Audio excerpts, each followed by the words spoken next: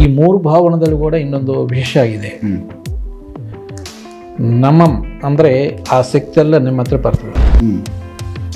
ಆವಾಗ ಆ ದೇವತೆ ಏನು ಜವಾಬ್ದಾರಿ ತಗೊಳೋದಲ್ಲ. ನೀವು ಕೆಟ್ಟದು ಉಪಯೋಗಿಸ್ಕೊಂತೀಯೋ ಇಲ್ಲಾಂದರೆ ಒಳ್ಳೆಯದು ಉಪಯೋಗಿಸೋ ನನಗೆ ಏನು ಸಂಬಂಧ ಇಲ್ಲ, ನೀನು ಏನು ಕೆಲಸ ಮಾಡಿದೋ ಆ ಕೆಲಸ ಮಾಡಿ ಬರ್ತೀನಿ. ನಮಃ ನಲ್ಲಿ ನಮ್ಮದು ಆ ದೇವತಾ ಶಕ್ತಿದು ಇರ್ತದೆ. ಅದರಲ್ಲಿ ಏನಾಗುತ್ತದೆ ಅಂದರೆ ಸಾಧನ ಸ್ವಲ್ಪ ಲೇಟ್ ಆಗಬಹುದು, ಬಟ್ ನಿಮಗೆ ಏನು ಒಳ್ಳೆಯದಾಗುತ್ತದೋ ಜೀವನದಾಗ ಅದು ಮಾತ್ರನೇ ಆ ದೇವತಾ ನಿಮಗೆ ಕೊಡ್ತದೆ. ಸ್ವಾಹ ಅಂದರೆ ನಿಸ್ವಾರ್ಥವಾಗಿ ನಿಮ್ಮ ಮಂತ್ರದಿಂದ ಇಲ್ಲಾಂದರೆ ಹೋಮದಿಂದ ಇಲ್ಲಾಂದರೆ ಪೂಜೆದಿಂದ ಬರುವ ಶಕ್ತಿ ಎಲ್ಲ ನಿಸ್ವಾರ್ಥವಾಗಿ ಆ ದೇವತೆ ಕೊಟ್ಟು ಬಿಡ್ತಾರೆ. ಪ್ರಕೃತಿ ಒಳ್ಳೆಯದಾಗಲಿ, ಅದರಲ್ಲಿ ನಾನು ಇರಲಿ ಅನ್ನೋ ಸಿದ್ಧಾಂತಕ್ಕೆ ಇದು ತುಂಬ ಚೆನ್ನಾಗಿದೆ ಯೋಚನೆ. ಆಮೇಲೆ ಸ್ತಂಭನ ಅಂತಾರ, ವಸ್ಯ ಅಂತಾರ, ಮೋಹನ ಅಂತಾರ. ಇದಕ್ಕೆ ಒಂದೊಂದು ಅಕ್ಷರ ಇದಾವ. ಓಕೆ.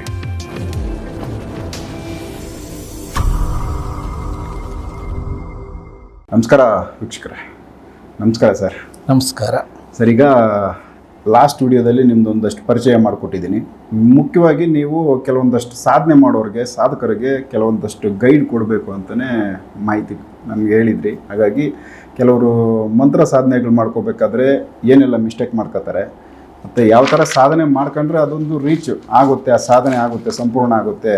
ಮತ್ತು ಕೆಲವೊಬ್ಬರಿಗೆ ಸಾಧನೆಗಳು ಮಾಡ್ಕೋತಾನೆ ಇರ್ತಾರೆ, ಆದರೆ ಆ ಮಂತ್ರನ ಜಪನ ಮಾಡ್ತಾಯಿದ್ರು ಕೂಡ ಏನೂ ಶಕ್ತಿ ಅವ್ರಿಗೆ ಸಿಕ್ಕಿರಲ್ಲ, ಫೇಲ್ಯೂರ್ ಆಗ್ತಾರೆ, ಸಾಧನೆ ಮಾಡೋದ್ರಲ್ಲಿ ಫೇಲ್ಯೂರ್ ಆಗ್ತಾರೆ. ಸೊ ಈ ವಿಚಾರದ ಬಗ್ಗೆ ಮಾಹಿತಿ ಕೊಡೋಣ ಅಂತ ಹೇಳಿದರೆ, ಸ್ಪೆಷಲಿ ಮಂತ್ರ ಸಾಧನೆ. ಸೊ ಯಾವೆಲ್ಲ ಒಂದಷ್ಟು ವಿಚಾರನ ಇದರಲ್ಲಿ ಗೈಡು ನಮ್ಮ ವೀಕ್ಷಕರಿಗೆ, ಸಾಧನೆ ಮಾಡೋರಿಗೆ ನೀವು ಮಾಡ್ಬೋದು, ಮತ್ತು ನೀವು ಯಾವ ಥರ ಮಾಡಬೇಕು ಅಂತ ಪರ್ಟಿಕ್ಯುಲರಾಗಿ ತಿಳಿಸ್ತೀರ ಮಂತ್ರ ಸಾಧನೆ ಬಗ್ಗೆ ಹೇಳಿ. ಕರ್ನಾಟಕ ಜನರಿಗೆ ನನ್ನ ನಮಸ್ಕಾರ. ಅರವಿಂದ್ ಮುಖಾಂತರ ನಾವು ಈ ಎಪಿಸೋಡು ನಿಮ್ಮಕ್ಕೋಸ್ಕರ ಮಂತ್ರ ಸಾಧನೆ ಬಗ್ಗೆ ಕೀಲಕ ಮತ್ತು ರಹಸ್ಯ ವಿಷಯಗಳು ಹೇಳಿಕೆ ಇಷ್ಟಪಡ್ತಾ ಇದ್ದೀನಿ. ಫಸ್ಟು ಮನನೇತಿ ಮಂತ್ರ. ಇದು ಮಂತ್ರ ಅಂದರೆ ಮನಸ್ಸುದಿಂದ ಮಾಡುವ ಶಬ್ದದಿಂದ ಬರುವುದು ಮಂತ್ರ ಅಂತ ಹೇಳ್ತಾರೆ. ಯಂತ್ರ, ಮಂತ್ರ, ತಂತ್ರ ನಲ್ಲಿ ನಡಿಮೆ ಭಾಗ ಅನ್ನೋದು ಮಂತ್ರ. ಯಂತ್ರ ಅಂದರೆ ಶರೀರ, ತಂತ್ರ ಅಂದರೆ ಕ್ರಿಯಾ. ಇದಕ್ಕೆ ಮಂತ್ರ ಅಂದರೆ ಒಂದು ಸಂಪೂರ್ಣ ವಾಕ್ಯ ಅನ್ನೋದು ಇರಬೇಕು. ಏನು ಸಂಪೂರ್ಣ ವಾಕ್ಯ ಅಂದರೆ ಓಂ ಶ್ರೀಂ ದುರ್ಗಾಯ ನಮಃ ಅನ್ನೋದು ಒಂದು ಸಂಪೂರ್ಣ ವಾಕ್ಯ ಅನ್ಕೊಂಡರೆ. ಓಕೆ. ಇದು ಡಿವೈಡ್ ಮಾಡೋಣ. ಓಂ ಅನ್ನೋದು ಪ್ರಾಣ ಬೀಜ, ಶ್ರೀಂ ಅನ್ನೋದು ಶಕ್ತಿ ಬೀಜ, ದುರ್ಗಾಯ ಅನ್ನೋದು ಸಂಪುಟಿ, ನಮಂ ಅನ್ನೋದು ಸಮರ್ಪಣೆ. ಇದರಲ್ಲಿ ಏನು ವಿಶೇಷತೆ, ಎಷ್ಟು ವಿಶೇಷತೆ ಇದ್ದಂದರೆ, ಫಸ್ಟು ಮಂತ್ರ ಹೆಂಗೆ ಬಂದಿದೆಯೋ ನಾನು ಹೇಳ್ತೀನಿ. ಮಂತ್ರ ಅನ್ನೋದು ನಮ್ಮ ಋಷಿಗಳು ಫಸ್ಟು ಶಬ್ದ ರೂಪದಲ್ಲಿ ಹೇಳ್ತಾ ಇದ್ರು. ಆ ಶಬ್ದಕ್ಕೂ ಕ್ಷರ ಅನ್ನೋ ಒಂದು ವಿಶೇಷ ಇದೆ. ಅಂದರೆ ಒಂದು ಸಾರಿ ಕೇಳೋದು ಮತ್ತೆ ಇನ್ನೊಂದು ಸಾರಿ ಅದು ಮುಗಿಯೋದು. ಓಕೆ. ಸೊ ಅದಕ್ಕೋಸ್ಕರ ಶಬ್ದ ಅನ್ನೋದು ಭಾಳ ಕಷ್ಟ ಆಗಿ ಕೇವಲ ಋಷಿಗಳಿಗೆ ಮಾತ್ರನೇ ಅದು ಕಂಠತಃ ಬಂದಿದೆ, ವೇದದಿಂದಾಗಲಿ ಇನ್ನೊಂದು ವಿಷಯದಿಂದಾಗಲಿ. ಸೊ ಈ ಶಬ್ದನು ಸ್ಥಿರವಾಗಿ ಇರಬೇಕು, ಎಲ್ಲರಿಗೆ ಬರಬೇಕು.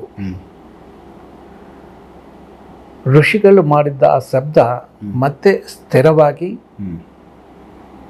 ಎಲ್ಲರಿಗೆ ಅರ್ಥವಾಗಿ ಬರಬೇಕು. ಅದಕ್ಕೋಸ್ಕರ ಏನು ಮಾಡಿದಾರೆ ಅಂದರೆ ಅಕ್ಷರ ತಯಾರು ಮಾಡ್ಯಾರ. ಓಕೆ. ಫಸ್ಟ್ ಅಕ್ಷರ ಇರಲಿಲ್ಲ ಮಂತ್ರಕ್ಕೆ. ಹಾಂ. ಅದೇ ವಾಕ್ದಿಂದ ಬರೋದು, ವೇದಗಳಾಗಲಿ ಇನ್ನೊಂದಾಗಲಿ. ಅಕ್ಷರ ಅಂದರೆ ಕ್ಷರ ಆಗೋದಿಲ್ಲ ಅಂತ ಒಂದು ಅರ್ಥ. ಅಂದರೆ ಯಾವಾಗೂ ಶಾಶ್ವತವಾಗಿ ಇರುವುದು. ಈ ಅಕ್ಷರಲ್ಲಿ ಮತ್ತೆ 3 ಭಾಗ ಹೇಳಿದರು. ಒಂದು ಭಾಗ ಏನಂದರೆ 50 ಅಕ್ಷರ ಡಿವೈಡ್ ಮಾಡಿ 9 ಸರ್ಗ್, ಕಾವರ್ಗು, ಚಾವರ್ಗು, ಠಾವರ್ಗು, ಯಾವರ್ಗು ಈ ತರಹ ವರ್ಗಗಳು ಮಾಡಿದರು. ಈ ಅಕ್ಷರದಲ್ಲಿ ಏನು ಮಾಡಿದ್ರಂದರೆ ಒಂದು ಅಕ್ಷರ ಲಕ್ಷಣ, ಅಕ್ಷರ ರೂಪ ಅಂತ 2 ಮಾಡಿದರು. ಅಕ್ಷರ ರೂಪದಲ್ಲಿ ಎಲ್ಲ 50 ಅಕ್ಷರಗಳಿಗೆ ಒಂದು ದೇವಿ ರೂಪ ಕೊಟ್ಟಿದ್ರು. ಒಂದೊಂದು ಅಕ್ಷರ ಆ ದೇವಿ ಭಾಗದಲ್ಲಿರುವ ಶರೀರ ಭಾಗ, ಒಂದೊಂದು ಅಕ್ಷರ ಸೇರಿ. ಸೊ ಇವು 9 ವರ್ಗಗಳು ಮಾಡಿದರು. ಅದು ಆಮೇಲೆ ಹೇಳ್ತೀನಿ. ನೆಕ್ಸ್ಟು ಲಕ್ಷಣಗಳು. ಆ ಅಕ್ಷರ ಉಚ್ಚಾರಣೆ ಮಾಡಿದರೆ ಏನಾಗುತ್ತದೆ ಆ ಶಬ್ದದಿಂದ, ಒಳ್ಳೆಯವು ಯಾವುವು, ಕೆಟ್ಟವು ಯಾವುವು ಅಂತ ಅದೂ ಡಿವೈಡ್ ಮಾಡ. ಓಕೆ.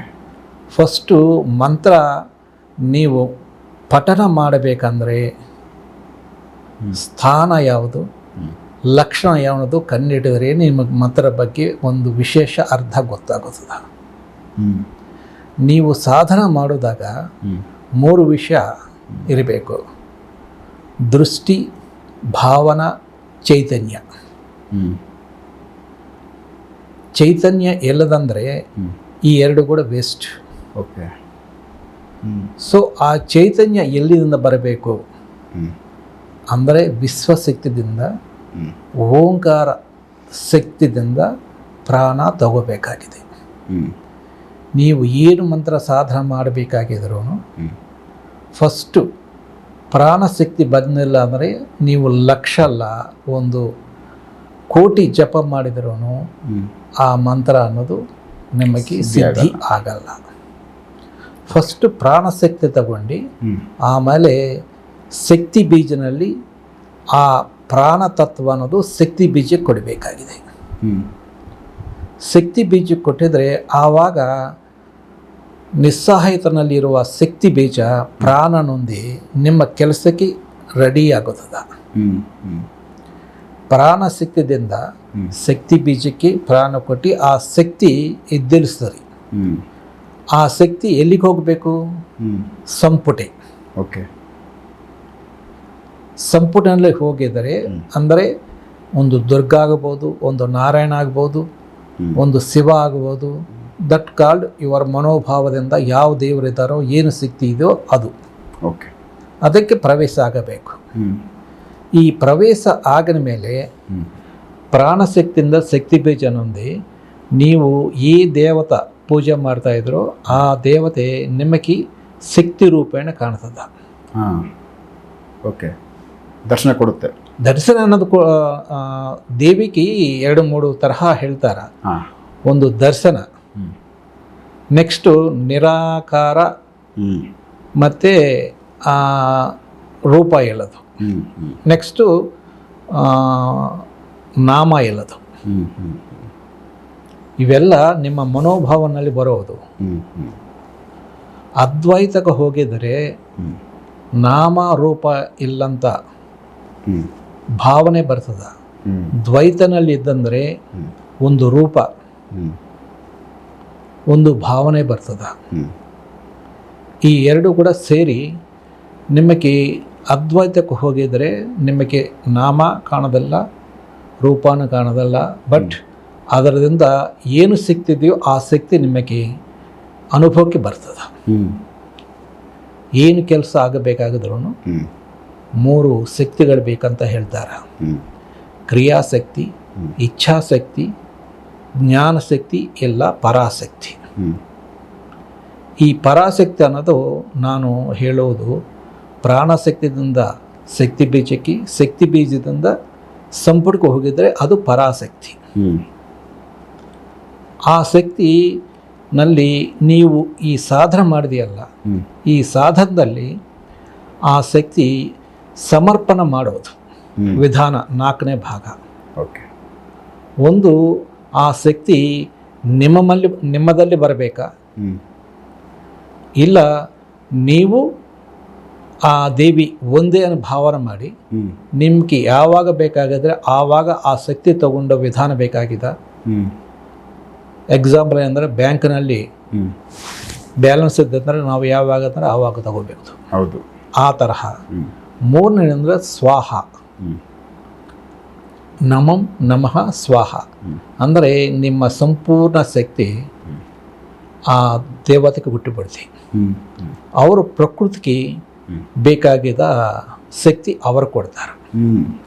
ಯಜ್ಞದಲ್ಲಿ ಪ್ರಾಣ ದೇವತಲಕ್ಕೆ ಮತ್ತು ಈ ಪ್ರಾಣ ಪಂಚಪ್ರಾಣ ಪ್ಲಸ್ ಸಹ ಪ್ರಾಣ ಇರ್ತವ. ಯಜ್ಞ ಮಾಡಿದಾಗ ಸ್ವಾಹ ಅನ್ನೋದು ಬಿಟ್ಟು ನಮಃ ಇವು ಎಲ್ಲ ಬರೋಲ್ಲ. ಈ 4 ನಿಮ್ಮ ಸರಿಗ ಫಸ್ಟ್ ಇರಬೇಕು. 4ನೇದೇನೆಂದರೆ ಮಂತ್ರ ಅನ್ನೋದು ಯಾಕ ಪ್ರತಿಫಲ ಬರಲ್ಲ ಅಂದರೆ ಸುಷುಮ್ನಲ್ಲಿ ನಡೆಯುವುದಲ್ಲ.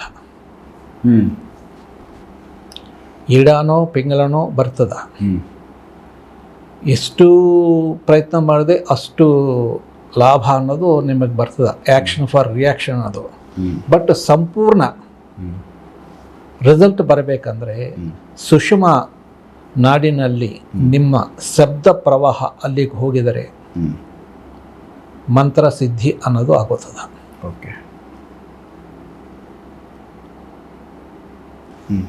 ಈ ಮಂತ್ರ ಸಿದ್ಧಿ ಬಗ್ಗೆ ಹೇಳಬೇಕು ಅಂದರೆ ಎಷ್ಟು ಮಂದಿ ಆ ಸಿದ್ಧಿ ನೊಂದಿ ಮಂತ್ರ ಇನ್ನೊಬ್ಬರು ಕೊಡ್ತಾ ಇದ್ರು ಅನ್ನೋದು ಕ್ವಶನ್ ನಿಮಗೆ ಬಿಡ್ತಾ ಇದ್ದೀನಿ. ಸೊ ಅದಕ್ಕೋಸ್ಕರ ನಾನು ಹೇಳುವುದೇನೆಂದರೆ ಏನು ಕಾರ್ಯ ಸಾಧನ ಆಗಬೇಕಾಗಿದ್ರೂ ನಿಮ್ಮದಲ್ಲಿ 100% ನಾನು ಹೇಳುವ ಈ ಮಂತ್ರದಲ್ಲಿ ಹೆಂಗ ಹೇಳಿದನೋ ಅದೇ ತರಹ ಆ ಮಂತ್ರದಲ್ಲಿ ಸಾಧನ ಬಂದಿದ್ದರೆ ನಿಮಗೆ ಕಂಪಲ್ಸರಿ ಬರ್ತದೆ. ಎಕ್ಸಾಂಪಲ್ ಏನಂದರೆ ಆ ಟು ವರೆಗೂ ಇರುವ ಶಕ್ತಿ ಇದೆಯಲ್ಲ, ಆ ಶಕ್ತಿ ಅಕ್ಷರಗಳಿದಾವಲ್ಲ, ಅದು ಮುಖಭಾಗದಲ್ಲಿ ಇರುವ ಆ ಈ ತರಹ ಓಕೆ ಇದೆ. ಕಾವರ್ಗನಲ್ಲಿ ಕುಡುಭುಜ ಇಂಥವು ಇದ್ದಾವ. ಇದಕ್ಕೆ ಏನು ಶಕ್ತಿ ಇದೆ ಇದು. ಆಮೇಲೆ ಇನ್ನೊಂದು ಕೀಲಕ ವಿಷಯ ಏನಂದರೆ ಒಂದು ಗಂಗಾ ನದಿ ಇದೆ. ಆ ನದಿನಲ್ಲಿ ಸ್ನಾನ ಮಾಡಿದರೆ ಪುಣ್ಯ ಅನ್ಕೊಂತೀವಿ. ಅದರಲ್ಲಿ ಯಮುನಾ ಸರಸ್ವತಿ ಬಂದು ಸಂಗಮ ಆಗಿದೆ. ಹೌದು. ಅದಕ್ಕೆ ಇನ್ನೂ ಶಕ್ತಿ ಬಂದಿದ್ದಂಥ ಸಂಗಮದಲ್ಲಿ ಸ್ನಾನ ಮಾಡ್ತೀವಿ. ಸೊ ಇದೇ ತರಹ ಮಂತ್ರದಲ್ಲಿ ಶಕ್ತಿ ಬರಬೇಕು ಅಂದರೆ ಹಚ್ಚುಲ್ ಓವೆಲ್ಸ್ ಅಂತಾರಲ್ಲ, ಅಚ್ಚು ಹಲ್ಲು ಅಂತಾರೆ. ಅದರಲ್ಲಿ ಈ 2 ಸೇರಿಸಿದ್ರೆ ಸಂಗಮ ಆಗುತ್ತದೆ. ಫಾರ್ ಎಕ್ಸಾಂಪಲ್ ಏನಂದರೆ ಕ್ಲೀನ್ ಅಂದರೆ ಈ ನಲ್ಲಿ ಈ ಪ್ಲಸ್ ಲಾ ಒತ್ತಂತಾರ ತೆಲುಗುನಲ್ಲಿ. ಆ ಲಾ ಒತ್ತು ಕಾಗೆ ಕೆಳಗ, ಮೇಲೆದು ಯಮುನಾ ಅನ್ಕೋರಿ, ಕೆಳಗದು ಸರಸ್ವತಿ ಅನ್ಕೋರಿ, ಕಾ ಅನ್ನೋದು ಗಂಗಾ ಅನ್ಕೋರಿ. ಈ ತರಹ ಒಂದು ಬೀಜಾಕ್ಷರನಲ್ಲಿ ಶಕ್ತಿ ಬರೋಕ್ಕೆ ಏನೇನು ಅಕ್ಷರ ಕೊಡಬೇಕು ಅನ್ನೋದು ಮುನಿ ಅವರು ಕಲಿಸಿದ್ರು. ಬಟ್ ಈ ಕಾಲದಲ್ಲಿ ಹೆಂಗಂದರೆ ಒಂದು ಮಂತ್ರ ಸಾಧನ ಆಗಬೇಕಂದ್ರೆ ಗುರುಗಳು ಏನು ಮಾಡಬೇಕಂದ್ರೆ ಆ ವ್ಯಕ್ತಿನಿ ಫುಲ್ ಸ್ಕ್ಯಾನ್ ಮಾಡಬೇಕು.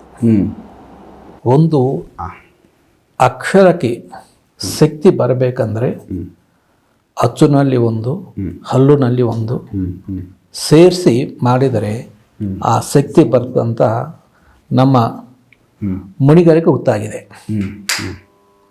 ಅದಕ್ಕೆ ಸಾಮಾನ್ಯವಾಗಿ ಕ ಅನ್ನೋದು ಕ್ಲೀನ್ ಅಂದರೆ ಅಚ್ಚುನಲ್ಲಿ ಈ, ಹಲ್ಲುನಲ್ಲಿ ಲ, ಲಾಸ್ಟ್ ಮಕಾರ ಹ್ಞೂ ಹೇಳಿದರು. ಹ್ಞೂ ನಲ್ಲಿ ಒಂದು ಮಾಟ ಹೇಳಬೇಕಂದ್ರೆ ಓಂಕಾರ ಇದು ಮುಖ್ಯ ಸಾಧನ. ಹ್ಞೂ ಓಂಕಾರ ಅನ್ನೋದು ಹೆಂಗ ಡಿವೈಡ್ ಮಾಡಬೇಕಂದ್ರೆ ಅಕಾರ, ಉಕಾರ, ಮಕಾರ.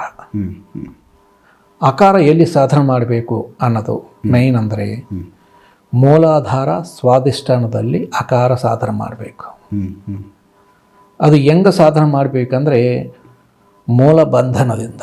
ಓಕೆ. ನೆಕ್ಸ್ಟು ಉಕಾರ. ಈ ಉಕಾರದಲ್ಲಿ ಕಂಪಲ್ಸರಿ ಮಾಡಬೇಕಾಗಿದೆ ಅಂದರೆ ಮಣಿಪುರ, ಅನಾಹತ ಚಕ್ರ. ಅದಕ್ಕೆ ಉದ್ಯಾನ ಬಂಧನ ಅಂತಾರೆ. ಅದು ಇದರಿಂದ ಸಾಧನೆ ಮಾಡಬೇಕು.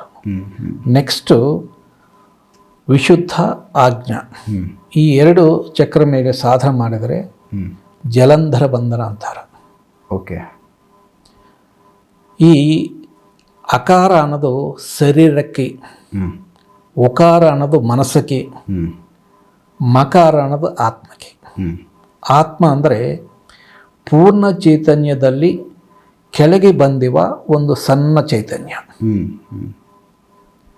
ಈ ಚೈತನ್ಯಕ್ಕೆ ಪೂರ್ಣ ಶಕ್ತಿನಿಂದ ಶಕ್ತಿ ತಗೋಬೇಕಂದ್ರೆ ಮಕಾರ ಸಾಧನ ಮಾಡ್ತಾರೆ.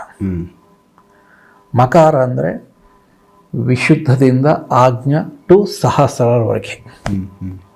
ಈ ಕೇಳ್ಕ ಗೊತ್ತಾಗಿದ್ರೆ ಮಂತ್ರ ಸಾಧನ ಅನ್ನೋದು ಚೆನ್ನಾಗಿರ್ತದ. ಅವರ ಸಾಧನೆ ಮಾಡೋಕ್ಕೆ ಕೂಡ ಪರ್ಫೆಕ್ಟ್ ಆಗಿರ್ತದ. ಆಮೇಲೆ ಇದರಲ್ಲಿ ಭಾಳ ವಿಶೇಷಗಳಿದ್ದಾವೆ. ಒಂದು ಮಂತ್ರ ಗುರುಗಳು ಶಿಷ್ಯರಿಗೆ ಕೊಡಬೇಕಂದ್ರೆ ಫಸ್ಟ್ ಅವರು ಚಕ್ರಗಳು ಹೆಂಗಿದಾವ, ಮನೋಸ್ಥಿತಿ ಹೆಂಗಿದೆಯಾ ಅಂತ ಸ್ಕ್ಯಾನ್ ಮಾಡಬೇಕು. ಅವರು ಏನು ಕೋರಿಕೆ ಮೇಲೆ ಈ ಮಂತ್ರ ಸಾಧನೆ ಮಾಡ್ತಾಯಿದ್ರು, ಆರೋಗ್ಯದ ಬಗ್ಗೆ, ಐಶ್ವರ್ಯದ ಬಗ್ಗೆ, ಮೋಕ್ಷದ ಬಗ್ಗೆ ಅಂತ ಯೋಚನೆ ಮಾಡಿ ಅದಕ್ಕೆ ತಕ್ಕ ಅಕ್ಷರಗಳು ನಿರ್ಮಾಣ ಮಾಡಿ ಕೊಡಬೇಕಾಗೋದು ಉತ್ತಮ. ಓಕೆ. ಅವ್ರಿಗೇನು ಬೇಕಿದೆ ಅದನ್ನು ಮಾತ್ರ ಕೊಡಬೇಕು. ಮೋಕ್ಷ ಸಾಧನ ಅಂದರೆ ನಾನು ಏನು ಮಾಡಿದನೋ ಅವೆಲ್ಲ ಮಾಡ್ಕೊಂಡೇ ಬೇಕು, ಕಂಪಲ್ಸರಿ ಅವು. ಸೊ ಈಗ ಹೊಸದಾಗಿ ಯಾರಾದರೂ ಕೆಲವೊಂದು ಆಲ್ರೆಡಿ ದೀಕ್ಷೆಗಳು ತೊಗೊಂಡಿರ್ತಾರೆ, ಬೇರೆ ಕಡೆ ದೀಕ್ಷೆಗಳು ಮಾಡ್ತಾ ಇರ್ತಾರೆ, ಅವು ಕೆಲವೊಂದು ಅವ್ರಿಗೆ ಸಂಪೂರ್ಣ ಆಗಿ ಅಂದರೆ ಕಂಪ್ಲೀಟ್ ಅವ್ರೇನು ಡೇಟ್ ಕೊಟ್ಟಿರ್ತಾರೆ ಅಲ್ಲಿವರೆಗೂ ಮಾಡಿದ್ರು ಕೂಡ ಅಲ್ಲಿಂದ ಯಾವ ಶಕ್ತಿನೂ ಅವ್ರಿಗೆ ಏನೋ ಒಂದು ಆಯಿತು, ಚೇಂಜಸ್ ಆಯಿತು, ಒಂದು ನಮಗೆ ಆ ಸಿದ್ಧಿ ಆಯಿತು ಅನ್ನೋ ಆ ಫೀಲಿಂಗೇ ಇರೋಲ್ಲ, ಫೇಲ್ಯೂರ್ ಆಗಿರುತ್ತೆ. ಹೌದು. ಸೊ ಅವ್ರು ಮಾಡಿದ್ದು ವ್ಯರ್ಥನ ಆವಾಗ ಇಷ್ಟು ದಿವಸ ಮಾಡಿದ್ದು? ಸರ್, ವ್ಯರ್ಥ ಅನ್ನೋದು ಮಾತ್ರ ಏನೂ ಆಗಲ್ಲ. ಯಾರು ಏನು ಮಾಡಿದ್ರು ಅದು ಕೆಟ್ಟದಾಗ್ಬೋದು, ಒಳ್ಳೆಯದಾಗ್ಬೋದು. ಇವರ ಸಾಧನ ಡಿಪೆಂಡಿಂಗ್ ಆನು ಮನೋಸ್ಥಿತಿ ಶಬ್ದ ಮೇಲೆ ಆಧಾರ ಪಡ್ತದೆ. ಭ್ರಾಂತಿ, ದೃಶ್ಯ, ಶಬ್ದ ಈ ಮೂರ ಮೇಲೇ ಆಧಾರ ಆಗುತ್ತದೆ ಮಂತ್ರ ಅನ್ನೋದು. ಸೊ ಇದು ಯಾಕೆ ಸಿದ್ಧಿ ಆಗ್ತಿಲ್ಲ ಅಂದರೆ ಇದರಲ್ಲಿ ಪ್ರಾಣಶಕ್ತಿ ತುಂಬೋಕೆ ಇವರಿಗೆ ಆಗ್ತಾ ಇಲ್ಲ. ಆ ಗುರುಗಳು ತುಂಬಿ ಕೊಟ್ಟಿರ್ತಾರಲ್ವ, ಗುರುಗಳಿಗೆ ಬಂದಿದೆ ಅನ್ನೋದು ಗ್ಯಾರಂಟಿ. ಗುರುಗಳು ತುಂಬಿ ಕೊಟ್ಟಿದ್ರೆ ಇವರಿಗೆ ಬರಬೇಕಲ್ಲ. ಮತ್ತು ಇಲ್ಲಿ ಗುರುಗಳಿಗೆ ಆ ಶಕ್ತಿ ಇಲ್ಲ ಅಂತ ಆಯ್ತು. ಮತ್ತೆ ಅವ್ರು ಕೊಟ್ಟಿದ್ದು ಮಂತ್ರ ಕೊಟ್ಟಿರ್ಬೋದು, ಬಟ್ ಅಲ್ಲಿ ಶಕ್ತಿ ತುಂಬಿ ಕೊಟ್ಟಿಲ್ಲ ಅಂತ ಆಯ್ತು. ಮತ್ತೆ ಆವಾಗಿದ್ದು ಫೇಲ್ಯೂರ್ ಆಗೈತಾ? ಆ ಥರ ಆಗುತ್ತಾ? ನಾನು ಹೇಳೋದೇನೆಂದರೆ ಆ ಗುರುಗಳಿಗೆ ಗೊತ್ತಾಗಬೇಕು ನಾನು ಕೊಡುವ ಮಂತ್ರ ಶಕ್ತಿ ಐತಾ ಇಲ್ಲ. ಕೊನೋಪರಿಂದ ಪೇಷಂಟ್ ಕೊಟ್ಟಿದ್ರೆ ಡಾಕ್ಟರ್ ಬದುಕಿಸ್ತಾನದ ಗ್ಯಾರಂಟಿ ಇಲ್ಲ. ಇದೇ ಶಕ್ತಿ ಆ ಮಂತ್ರ ದೇವತೆಗೆ ಕೊನೋಪುರದಲ್ಲಿ ಕೊಟ್ಟಿದ್ರೆ ಅದು ಇವರ ಹತ್ರ ಬರೋದಾಗ ಹೆಂಗಿರ್ತದೋ. ಇನ್ನೊಂದು ಏನಂದರೆ ಮಂತ್ರ ಸಾಧನದಲ್ಲಿ ನನಗೆ ಗೊತ್ತಾಗಿ ಅಂದರೆ ನಿಷ್ಕಾಮ ಕರ್ಮದಿಂದ ಯಾರು ಪ್ರಯತ್ನ ಮಾಡ್ತಾರೋ ಅವರಿಗೆ ಜಲ್ದಿ ಬರ್ತದೆ. ಭಾಳ ಮಂದಿ ಹೋಮ ಮತ್ತು ಪೂಜೆಗೆ ಇವೆಲ್ಲ ಹೇಳ್ತಾರಲ್ಲ, ಏನು ಪೂಜೆ ಮಾಡಿದ್ರು ನಿಷ್ಕಾಮ ಕರ್ಮೊಂದು, ಅದರಲ್ಲಿ ಪ್ರಾಣಶಕ್ತಿ ಒಂದು ಇಲ್ಲಾಂದರೆ ಈ ಪೂಜೆ ಮಾಡಿದ್ರು ಈ ಹೋಮ ಮಾಡಿದ್ರು ಇದೇನು ಮಾಡಿದ್ರು ಉಪಯೋಗಿಲ್ಲ. ನನಗೆ ಗೊತ್ತಾಗಿನ ವಿಷಯವರೆಗೆ ಇದು ನನ್ನ ಅನುಭವ. ಸೊ ನೆಕ್ಸ್ಟು ಏನಂದರೆ ಯಾವುದಾದನ್ನ ಮಂತ್ರ ತಗೋಬೇಕಾಗಿದ್ರೆ ಫಸ್ಟು ಓಂಕಾರ ಶಬ್ದನಲ್ಲಿರುವ ಶಕ್ತಿ ನೀವು ತಗೋಬೇಕಾಗಿದೆ. ನೆಕ್ಸ್ಟು ಆ ಶಕ್ತಿ ಅನ್ನೋದು ಬೀಜ ಶಕ್ತಿಗೆ ಹೆಂಗೆ ಕಲಿಸ್ಬೇಕು ಅನ್ನೋದು ಗೊತ್ತಾಗಬೇಕು. ಈ ಎರಡನಲ್ಲಿರುವ ಪ್ರಾಣಶಕ್ತಿ ಬೀಜಶಕ್ತಿ ಸಂಪುಟಕ್ಕೆ ಹೆಂಗೆ ಕಲಿಸ್ಬೇಕು ಅನ್ನೋದು. ಮೂರನೇದೇನೆಂದರೆ ಈ ಸಂಪುಟಿ ಮೇಲೆ ಶಕ್ತಿ ಬಂದನ ಮೇಲೆ ಆ ಶಕ್ತಿ ನನ್ನ ಹತ್ರ ಇರಬೇಕಾ, ಆ ಶಕ್ತಿ ನನ್ನ ಹತ್ರನೂ ಆ ದೇವತಾ ಒಳಗೆ ಇರಬೇಕಾ, ಇಲ್ಲ ಅಂದರೆ ನಾನು ಸಂಪಾದನೆ ಮಾಡೋ ಶಕ್ತಿ ಪೂರ್ತಿ ಆ ದೇವತೆಗೆ ಅಂಕಿತ. ಈ ಮೂರು ಭಾವನಲ್ಲಿ ಮೇನ್ ಆ ದೇವತಾ ದರ್ಶನ ಇಲ್ಲ ಅಂದರೆ ಆ ಶಕ್ತಿ ನಿಮಗೆ ಬರ್ತದೆ. ಈ ಮೂರು ಭಾವನದಲ್ಲಿ ಕೂಡ ಇನ್ನೊಂದು ವಿಶೇಷ ಇದೆ. ನಮಂ ಅಂದರೆ ಆ ಶಕ್ತಿ ಎಲ್ಲ ನಿಮ್ಮ ಹತ್ರ ಬರ್ತದೆ. ಆವಾಗ ಆ ದೇವತೆ ಏನು ಜವಾಬ್ದಾರಿ ತಗೊಳೋದಲ್ಲ. ನೀವು ಕೆಟ್ಟದು ಉಪಯೋಗಿಸ್ಕೊಂತೀಯೋ ಇಲ್ಲಾಂದರೆ ಒಳ್ಳೆಯದು ಉಪಯೋಗಿಸೋ ನನಗೆ ಏನು ಸಂಬಂಧ ಇಲ್ಲ, ನೀನು ಏನು ಕೆಲಸ ಮಾಡಿದೋ ಆ ಕೆಲಸ ಮಾಡಿ ಬರ್ತೀನಿ. ನಮಃ ನಲ್ಲಿ ನಮ್ಮದು ಆ ದೇವತಾ ಶಕ್ತಿದು ಇರ್ತದೆ.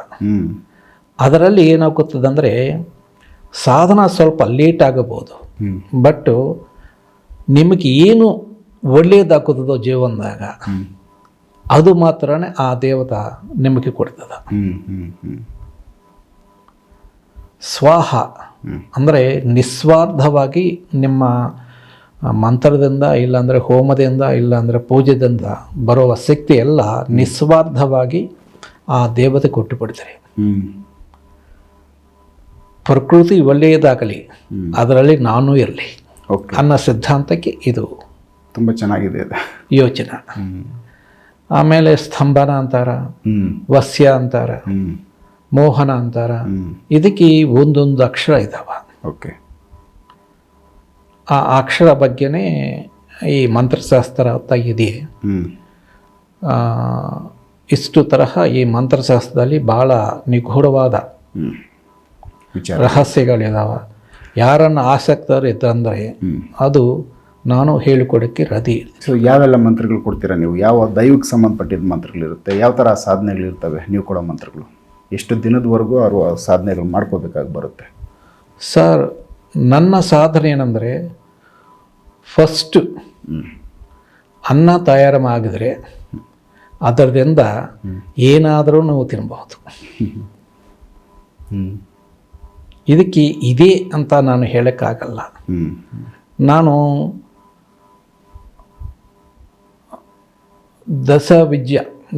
ದಶ ಮಹಾವಿದ್ಯೆಗಳಂತ ಹೇಳ್ತಾ ಇದ್ರಲ್ಲ, ಹೌದು. ಫಸ್ಟು ಕಾಳಿ ಸಾಧನ ಮಾಡಿದ್ದೀನಿ. ಆಮೇಲೆ ಆ ಕಾಳಿ ಸಾಧನ ಆಗಿನ ನಂತರ ನಮ್ಮ ಮೋಕ್ಷಕ್ಕೋಸ್ಕರ ಚಿನ್ನಮಸ್ತ ಸಾಧನ ಅಂತ ಒಂದಿರ್ತದೆ, ವಜ್ರ ವೈರೇಶ್ವರಿ. ಆ ಸಾಧನ ಸುಮಾರು 35 ವರ್ಷದಿಂದ ಮಾಡ್ತಾನೇ ಇದ್ದೀನಿ. ಸೊ ಇದು ಯಾವಾಗ ಬೇಕಾಗಿದ್ರೆ ಆವಾಗ ಆ ಶಕ್ತಿ ನಾನು ಯೂಸ್ ಮಾಡಲ್ಲ. ಅದು ಪ್ರಕೃತಿಗೆ ಉಪಯೋಗ ಗೊತ್ತದಂದರೆ ಆ ತರಹ ಮಾಡ್ತಾರೆ. ಇದರಲ್ಲಿ ನೀವು ನಂಬಿದ್ರ ನಂಬಿಲ್ಲ ಆದ್ರೂ ಒಂದು ವಿಶೇಷ ಬಗ್ಗೆ ನಾನು ಹೇಳ್ತೀನಿ. ನಗರಗೇರೆ ಅಂತ ಇದರಲ್ಲಿ ಒಂದು ಊರಿದೆ. ಲೇಪಾಕ್ಷಿ ಬಗಲಾಗದು. ಅದರಲ್ಲಿ ಒಂದು ಮಾಟ ಸಂದರ್ಭದಲ್ಲಿ ಮಳೆ ತರಿಸಬಹುದು ಒಂದು ಮಂತ್ರದಿಂದ ಅಂತ ಸಂದರ್ಭಾನುಸಾರ ವಿಶೇಷವಾಗಿ ಇಂಜಿನಿಯರ್ಸು, ಶಾಸ್ತ್ರಜ್ಞರು ಮತ್ತು ಈ ರಾಜಕೀಯ ನಾಯಕರು ಎಲ್ಲರಿದ್ದಾರೆ. ಹೌದು. ಅದು ಹೆಂಗಾಗುತ್ತಾ ಈ ಕಾಲದಲ್ಲಿ ಅಂತ ಹೇಳಿದರು. ಪ್ರಯತ್ನ ಮಾಡೋಣ ಅಂತ ಹೇಳಿದರೆ ಆವಾಗ ನನಗೇನೆಂದರೆ ಅಲ್ಲಿ ಇರುವ ಗದ್ದೆಲ್ಲ ಮಳೆಗೋಸ್ಕರ ನೋಡ್ತಾ ಇದ್ದೆ. ಮಾರ್ಚ್ ಫಸ್ಟ್ ವೀಕ್, ಒಂದು ತಿಂಗಳ ಹಿಂದೆಗಡೆ ಮಳೆ ಇಲ್ಲ, ನೆಕ್ಸ್ಟ್ ತಿಂಗಳನ್ನೇ ಕೂಡ ಮಳೆ ಬರ್ತದೆ ಅಂತ ಗ್ಯಾರಂಟಿ ಇಲ್ಲ. ಆವಾಗ ಏನಾಗಿದೆ ಅಂದರೆ ನಾನು ಪ್ರಯತ್ನ ಮಾಡ್ತೀನಿ, ಮಂತ್ರದಿಂದ ಆಗಬಹುದು, ನನ್ನ ಶಕ್ತಿ ಪ್ರಕಾರ 24 ತಾಸಲ್ಲಿ ಆಗ್ಬೋದು, ಅಂದರೆ 40 ತಾಸಲ್ಲಿ ಆಗ್ಬೋದು, ಬಟ್ ಗ್ಯಾರಂಟಿಯಾಗಿ ಬರ್ತದೆ ಅಂತ ಹೇಳಿದರು ಅಂತ ಹೇಳಿದ್ದೀನಿ. ಸೊ ಅದಕ್ಕೋಸ್ಕರ ಅವರು ನೋಡ್ತಾ ಇದ್ರು, ಇದು ನಿರೂಪಣೆ ಮಾಡಬೇಕು, ಇಲ್ಲಾಂದರೆ ಇದರ ಬಗ್ಗೆ ಸಬ್ಜೆಕ್ಟೇ ಮಾತಾಡಬಾರ್ದು ಅಂತ. ಸೊ ಇದು ಮಳೆ ತರಿಸೋದಂದ್ರೆ ತುಂಬ ಇದು ಯಾವುದೋ ಕಾಲದಲ್ಲಿ ಪವಾಡಗಳು ಮಾಡ್ತಾ ಇದ್ರು ಋಷಿ ಮುನಿಗಳು. ಕೆಲವೊಂದು ಜಾಗಗಳಲ್ಲಿ ಮಂತ್ರಗಳು ಹೇಳಿನೋ ಇಲ್ಲ ಹೋಮ ಮಾಡಿನೋ ಮಳೆ ಬರ್ಸೋರು, ಇವೆಲ್ಲ ಪುರಾಣಗಳಲ್ಲಿ ತುಂಬ ಹಿಂದಿನ ಇತಿಹಾಸದಲ್ಲಿ ನಾವು ಕೇಳಿದ್ದೀವಿ. ಈ ಪ್ರೆಸೆನ್ಸ್ ಅದನ್ನು ನೋಡೋಕ್ಕೆ ಸಿಗಲ್ಲ. ಬಟ್ ನಿಮ್ಮ ವಿಚಾರದಲ್ಲಿ ನೀವು ಅದನ್ನು ಮಾಡಿದ್ದೀರ ಅಂದರೆ ತುಂಬ ಆಶ್ಚರ್ಯ ಆಗುತ್ತೆ. ಮಂತ್ರಕ್ಕೆ ಇರುವ ಶಕ್ತಿ ಅದು ನನ್ನದಲ್ಲ. ಆ ಮಂತ್ರಶಕ್ತಿ ಸಾಧನೆ ಮಾಡೋವರೆಗೆ ಅವೆಲ್ಲ ಸಾಧ್ಯ ಆಗುತ್ತದ. ಸೊ ಸಿಚುವೇಶನ್ ಏನಂದರೆ ಅದರಲ್ಲಿ ನೂರಾರು ಗಟ್ಟಲೆ ಎಕರ ನೀರಿನ ತರಹ ಆಗಿಬಿಟ್ಟವ.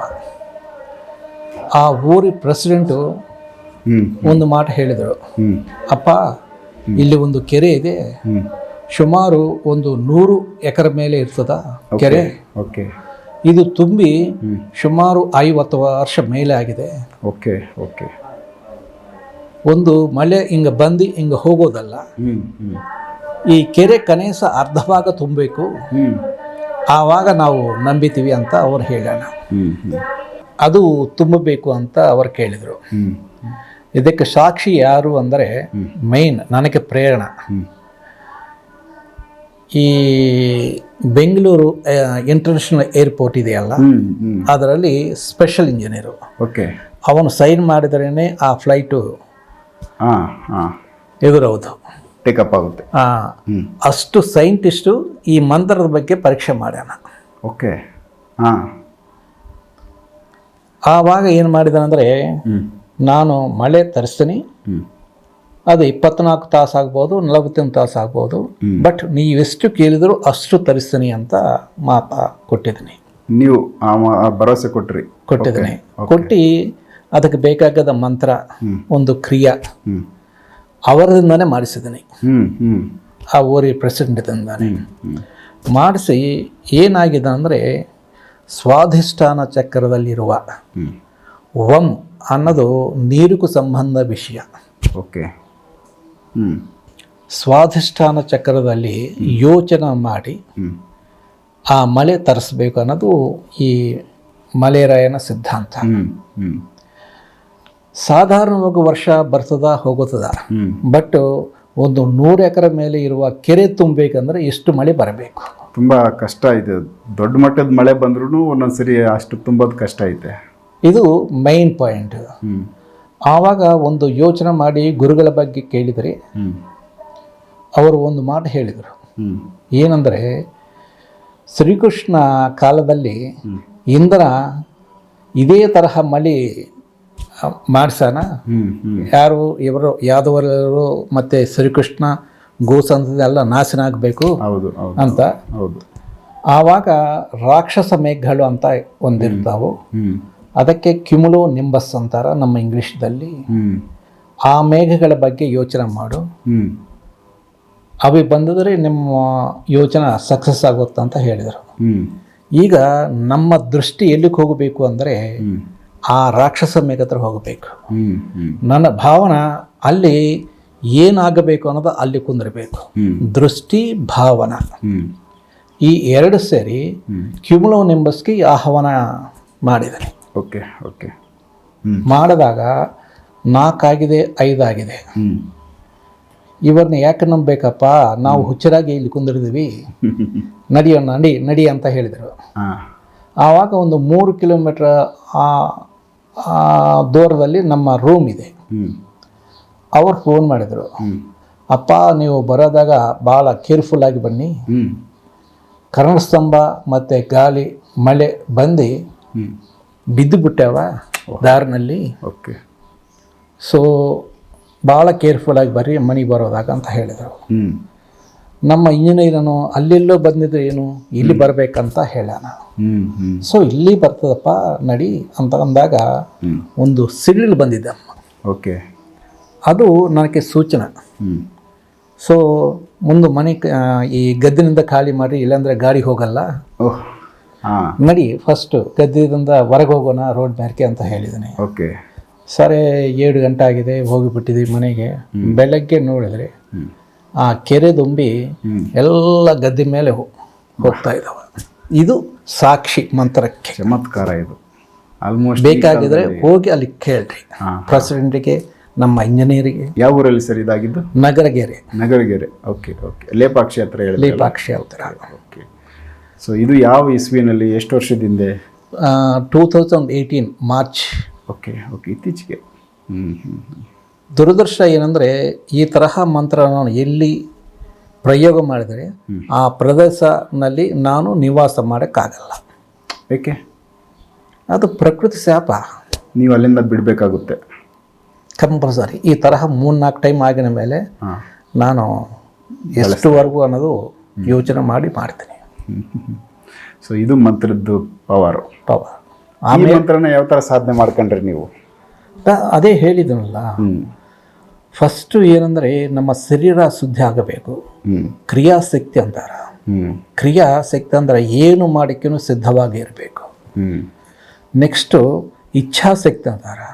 ಅದು ಮನಸ್ಸು ನಲ್ಲಿ ಇರುವ ಶಕ್ತಿ, ಇನ್ನೊಬ್ಬಂದಿಂದ ಆಗಬೇಕಾಗಿದ್ದ ಶಕ್ತಿ ಕೆಲಸ ಅದು ಸಾಧನೆ ಮಾಡಬೇಕು. ಆಮೇಲೆ ಇವೆರಡು ನನ್ನವು ಅನ್ಕೋಬಾರ್ದು, ಇದು ದೈವದಿಂದ ಆಗಬೇಕು ಅನ್ನೋಂಥ ಜ್ಞಾನ ಬರಬೇಕು. ಆವಾಗನೇ ಆ ಪರಾಶಕ್ತಿ ನಿಮಗೆ ಅನುಕೂಲ ಮಾಡ್ತದೆ. ಇವೆಲ್ಲ ಸಾಕಷ್ಟು ಟೈಮ್ ನಾನು ನೋಡಿದ್ದೀನಿ ಮಂತ್ರದಿಂದ, ಮಂತ್ರ ಪ್ರಭಾವದಿಂದ. ಫಾರ್ ಎಕ್ಸಾಂಪಲ್ ಏನಂದರೆ ಹೀಲಿಂಗ್ನಲ್ಲಿ ಕೂಡ ಅದೇ, ರೇಖಿನಲ್ಲಿ ಕೂಡ ಅದೇ. ಇವೆಲ್ಲ ಕೂಡ ಸಣ್ಣ ಸಣ್ಣ ಪ್ರಮಾಣದಲ್ಲಿ ಆ ಶಕ್ತಿ ಅವರು ಬರ್ತಾವ. ಯೋಗ ಸಾಧನೆಯಲ್ಲಿ ಟಾಪ್ ಸ್ಥಾಯಿಗೆ ಹೋಗಿದ್ದವರು. ನಾನು ಈ ಪೀಠ ಅಂತ ಹೇಳಿದ್ರಲ್ಲ, 5 ಪೀಠ, ಆ 5 ಪೀಠ ಸಾಧನೆ ಮಾಡಬೇಕಂದ್ರೆ ಅನಂತ ಶಕ್ತಿ ಬರ್ತದೆ. ಅವರು ಏನು ಮಾಡೋಕ್ಕೆ ಕೂಡ ಸಾಧ್ಯವಾಗುತ್ತದೆ. ಬಟ್ ಪ್ರಕೃತಿಯಿಂದ ಲಿಮಿಟೇಷನ್ ಆಗಿ ಮಾಡಬೇಕು ಅವರು. ಇಲ್ಲ ಅಂದರೆ ಕಂಪಲ್ಸರಿ ಆ ಶಿಕ್ಷಾ ಇವನಿಗೆ ಇರುತ್ತೆ, ಕೊಟ್ಟೇ ಕೊಡ್ತದೆ. ಒಂದು ಥರ ಹೇಳ್ಬೇಕಂದ್ರೆ ಟ್ರೆಸ್ ಪಾಸ್ ಮಾಡಿದರೆ ಕಂಪಲ್ಸರಿ ಶಿಕ್ಷೆ ಇರ್ತದಲ್ಲ, ಆ ತರಹ. ಬಟ್ ಯಾವಾಗ ಬೇಕಾಗಿದೋ ಅವಸರ ಇದೆಯೋ ಅವನು ಮಾಡ್ತಾನೆ ಕಂಪಲ್ಸರಿ. ಈ ತರಹ ಮಂತ್ರ ಶಕ್ತಿ ಬರ್ತದೆ. ಈ ತರಹ ಪ್ರಯತ್ನ ಮಾಡಿಕೊಂಡಿದ್ರೆ ಅದರ ಬಗ್ಗೆ ಬೇಕಾಗಿದ್ದು ದರ್ಶನ ಆಗುತ್ತದೆ, ಅನುಭವ ಆಗುತ್ತದೆ, ಪ್ರತಿಫಲ ಸಿಗುತ್ತದೆ. Super sir. ಸೊ ಇದೊಂದಷ್ಟು ಮಂತ್ರ ಸಾಧನೆ, ಮಂತ್ರಶಕ್ತಿಗೆ ಸಂಬಂಧಪಟ್ಟಂತೆ ಒಂದು ಮಾಹಿತಿ ಕೊಟ್ಟಿದ್ದೀರಾ. ಇದರಲ್ಲಿ ನೀವು ಮಾಡಿದ್ದು ಒಂದು ಸ್ಪೆಷಲ್ ಒಂದು ಸಾಧನೆ ಬಗ್ಗೆ ಮಾಹಿತಿ ಕೊಟ್ಟರೆ. ಸೊ ನಮ್ಮ ವೀಕ್ಷಕರಲ್ಲಿ ಯಾರಿಗಾದರೂ ಈ ಥರದ್ದೊಂದು ಮಂತ್ರ ಸಾಧನೆ ಮಾಡ್ಕೋಬೇಕು, ಸ್ಪೆಷಲಿ ಕೆಲವೊಬ್ಬೊಬ್ಬರು ಸಾಧನೆ ಮಾಡ್ಕೊಳ್ಳೋಕೆ ಹೋಗಿ ಫೇಲ್ಯೂರ್ಗಳಾಗಿರ್ತವೆ. ಯಾಕೆ ಫೇಲ್ಯೂರ್ ಆಗ್ತವೆ? ಸೊ ಇದ್ರ ಬಗ್ಗೆ ಅನುಮಾನ ಇರುತ್ತೆ. ಸೊ ಯಾರಾದರೂ ಇದ್ರ ಬಗ್ಗೆ ಇನ್ನೂ ಒಂದು ಸ್ವಲ್ಪ ಪ್ರಶ್ನೆ ಇತ್ತು ಅನ್ನೋರು ಡೈರೆಕ್ಟಾಗಿ ಸರ್ದು ನಂಬರ್ನ ನಾನು ಡಿಸ್ಪ್ಲೇ ಮಾಡಿರ್ತೀನಿ. ಸೊ ಅವ್ರಿಗೆ ಫೋನ್ ಮಾಡಿದ್ರೆ ಅವ್ರು ಅದ್ರ ಬಗ್ಗೆ ಕಂಪ್ಲೀಟ್ ಮಾಹಿತಿ ಕೊಡ್ತಾರೆ. ನೆಕ್ಸ್ಟ್ ಇನ್ನೂ ಬೇರೆ ವಿಚಾರಗಳನ್ನ ಅವ್ರ ಜೊತೆ ಮಾತಾಡ್ತಾ ಹೋಗ್ತೀನಿ. ಎಪಿಸೋಡ್ ನೋಡ್ತಾ ಹೋಗಿ. ನಮಸ್ಕಾರ. ನಮಸ್ಕಾರ.